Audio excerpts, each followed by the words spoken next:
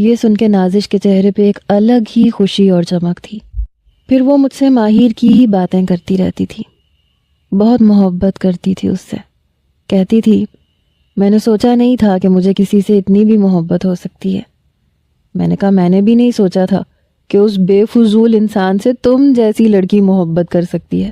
بہرحال اچھی بات ہے، لیکن دیکھو زیادہ سر پہ مت چڑھانا اسے، سدھار کے رکھنا اسے۔ یہ احساس دلاؤ گی نا کہ تم اسے محبت کرتی ہو اور بہت زیادہ کرتی ہو تو دماغ خراب ہو جائے گا اس کا۔ ویسے بھی مردوں کا دماغ خراب ہو جاتا ہے اگر لڑکی خود سے اظہار کر دے۔ کہنے لگی اگر میں تم سے کچھ کہوں تو مانو گی کیا؟ میں نے کہا کہو نازش، کیا کہنا ہے؟ کہنے لگی میں چاہتی ہوں تم اس سے کہو کہ میں اسے پسند کرتی ہوں، میں خود سے نہیں کہنا چاہتی۔ میں نے کہا چلو ٹھیک ہے، میں اس سے بات کر لوں گی، بلکہ اسے تو اپنے آپ کو خوش نصیب سمجھنا چاہیے کہ اتنی پیاری لڑکی اس سے محبت کرتی ہے۔ میں نے نازش کا ہاتھ پکڑ کے دبایا تھا۔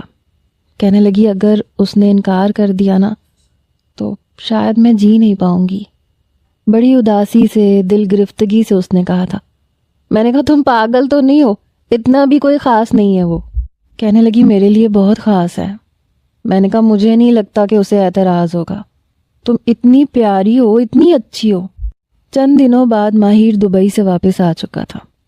1 گھنٹے کے بعد میرے گھر پہ، میرے کمرے میں میرے سر پہ موجود تھا۔ میں نے کہا تم آ بھی گئے؟ مجھے تو پتہ بھی نہیں چلا۔ کہنے لگا کیا مطلب پتہ نہیں چلا؟